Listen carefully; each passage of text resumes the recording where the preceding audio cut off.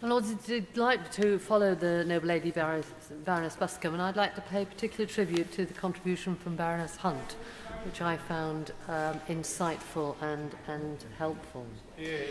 I'd particularly like to thank the noble lady Baroness Burt for introducing the bill, because it enables us, those of us who support a ban on attempts to supposedly cure people of their gayness, to nevertheless explain why we have grave concerns about this particular bill, especially, of course, as there was no pre-ledged scrutiny.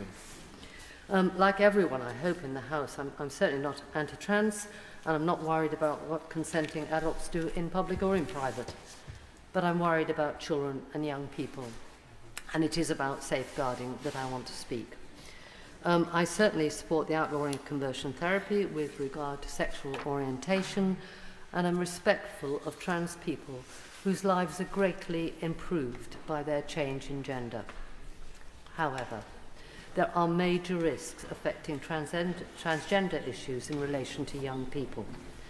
We're not talking about a way of life or sexual preferences, but serious potential life-altering medical or surgical intervention.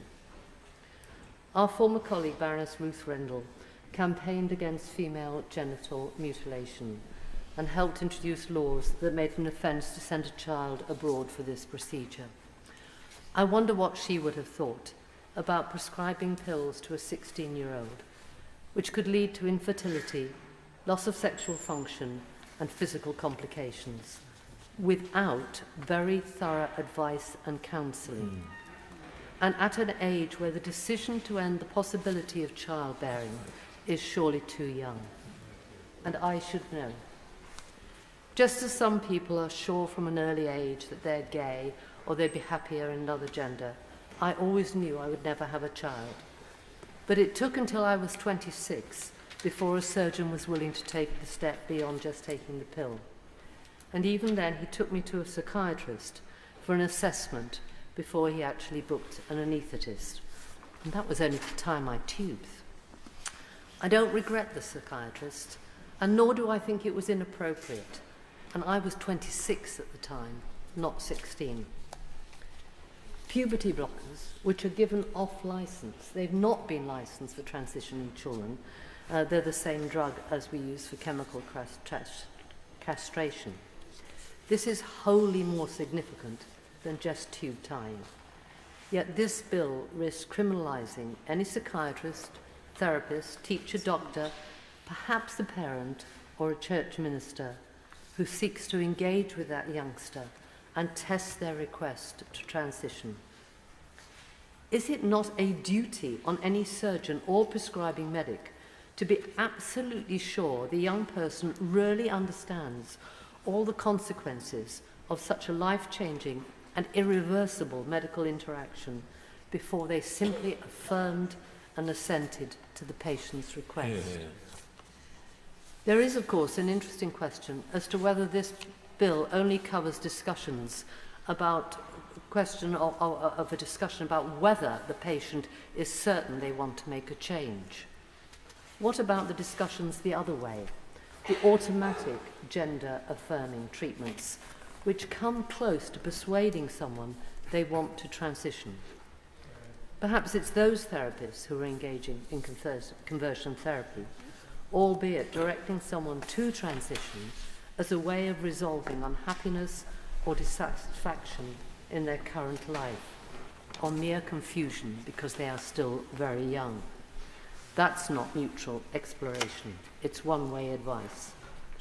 It says, this is the answer to your problems.